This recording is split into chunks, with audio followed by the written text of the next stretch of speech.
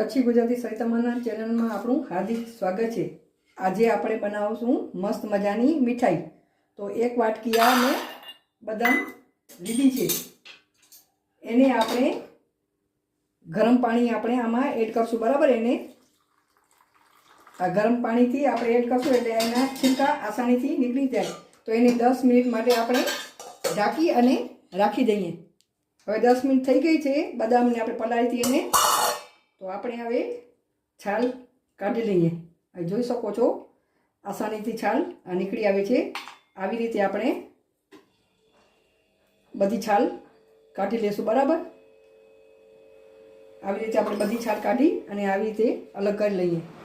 હવે આપણે આ બદામની બધી છાલ કાઢી લીધી છે, તો આપણે આ મિક્સર જાર લેશું, એમાં આપણે પીસી લઈશું, બરાબર। આપણે પીસી લઈએ આને। હવે આ બદામ આપણે આ પીસી લીધી છે। આપણે જે વાસણમાં બનાવવાનું હોય એ વાસણમાં આપણે કાઢી લેવાનું, બરાબર। આમાં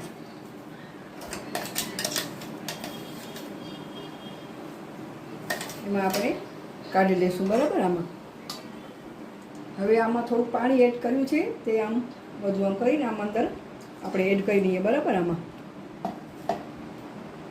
હવે એમાં આપણે આ એક વાટકી બદામ હતી, એક વાટકી ખાંડ નાખશું। તમે જે પ્રમાણે મીઠું ખાતા હોય એ પ્રમાણે તમે અંદર એડ કરી શકો છો। હું એક વાટકીમાંથી આટલી રાખી દઉં છું, વધારે મીઠું નથી કરતી, બરાબર। આને આપણે આવી રીતે આમ મિક્સ કરી લઈશું, બરાબર। આ મિક્સ કરી લઈએ આપણે આમ, ને 10 મિનિટ માટે આપણે રાખી દઈએ, જેથી ખાંડ ઓગળી જાય, બરાબર। 10 મિનિટ માટે આપણે રેસ્ટ આપશું। એ ખાંડ મિક્સ થઈ ગઈ, 10 મિનિટ થઈ ગઈ છે, તો આપણે આમાં આ કોપરાનું છીણ એડ કરશું, બરાબર। આમાં એને પણ આપણે બરાબર મિક્સ કરી લઈએ। આમ એને બરાબર આપણે મિક્સ કરી લઈશું। ને આ એક નાની ચમચી એલચીનું પાવડર અંદર ફ્લેવર માટે આપણે એડ કરશું। તમારી પાસે કેસર હોય તો કેસર પણ તમે અંદર એડ કરી શકો છો, ને ફૂડ કલર નાખવો તો એ તમે અંદર નાખી શકો છો, પણ હું નથી નાખતી, બરાબર। કલરવાળા બનાવવા હોય તો તમે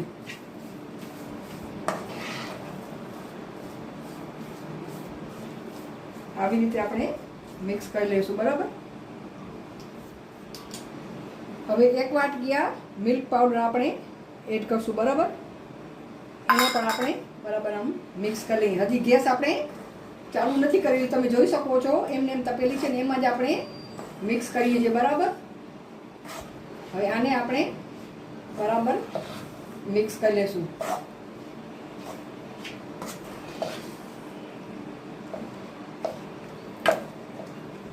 હવે આપણે એમાં 2 ચમચી જેટલું ઘી એડ કરશું, બરાબર। આ ઘરનું બનાવેલું ઘી છે। હવે આપણે ગેસ ઉપર જઈશું। હવે આપણે ગેસ ચાલુ કરી દીધો છે ને તાપ ધીમું રાખવાનું, બરાબર। અને બરાબર આપણે મિક્સ કરતા જઈએ ધીમા તાપે। આમ 5 મિનિટ લાગશે આને, ને ડો જેવું આમ કઠણ આપણે બનાવી લઈશું, બરાબર। એનું પાણીનો ભાગ હોય એ બધું જે હોય અંદર શોષાઈ જાય। આમ આપણે આવી રીતે આમ કન્ટિન્યુ હલાવતા રહેવાનું, બરાબર। એને ચોટાડવા દેવાનું નહીં। આને આવી રીતે આમ હલાવતા રહીશું આપણે।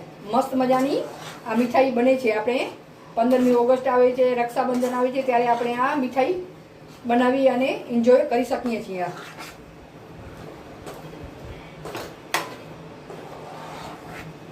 આવી રીતે આમ કન્ટિન્યુ આપણે હલાવતા રહીશું।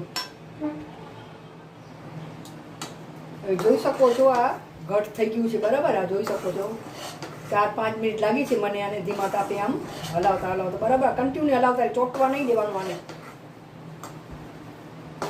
તમારાથી કદાચ એમ થાય કે વધારે ઢીલું લાગે છે તો તમે મિલ્ક પાવડર થોડું વધારે તમે એડ કરી શકો છો, બરાબર। એમાં તમારે એવું થઈ જાય તો જોઈ શકો છો આપણું હવે આ ઘટ મિશ્રણ થઈ ગયું છે, બરાબર। હવે હજી 1 મિનિટ આપણે ચલાવી લઈએ। હજી સેજ ઘટ કરી લઈએ આપણે। હવે બરાબર ઘટ થઈ ગયું છે, આપણી ગેસની ફ્લેમ બંધ કરી દઈએ, બરાબર। અને આને આપણે ઠંડુ થવા દઈએ મિશ્રણને। હવે હવે આ મિશ્રણ ઠંડુ થઈ ગયું છે તો આપણે હાથ ઉપર થોડું ઘી લગાવી લઈશું, બરાબર? આવી રીતે ને આપણે આટલું મિશ્રણ લઈ લઈશું, બરાબર? આવી રીતે આમ પેડા જેવું આપણે આમ બનાવી લઈશું, બરાબર? આવી રીતે આવી રીતે પેડા જેવું બનાવી ને ઉપર આપણે આ પિસ્તા લગાડશું અને ગુલાબની પંખડી.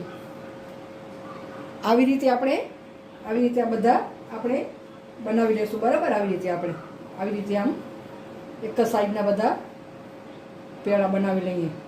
પેડા ન બનાવવા તમે આમ ડીશમાં નાખી અને બરફી જેમ પણ બનાવી શકો છો. આવી રીતે આપણે બધા બનાવીને તૈયાર કરી લઈએ. આપણી આ મીઠાઈ બનીને તૈયાર થઈ ગઈ છે. જોઈ શકો છો કેવી મસ્ત મજાની મીઠાઈ બનીને તૈયાર થઈ છે. તમે ગમે એ રીતે તમે આકારમાં બનાવી શકો છો અને એન્જોય કરી શકો છો ને ટેસ્ટમાં બહુ જ સરસ લાગે છે. મારી રેસીપી તમને ગમે તો લાઈક કરજો, શેર કરજો, કોમેન્ટ કરજો અને મારા ચેનલને જરૂરથી સબસ્ક્રાઈબ કરજો. આભાર.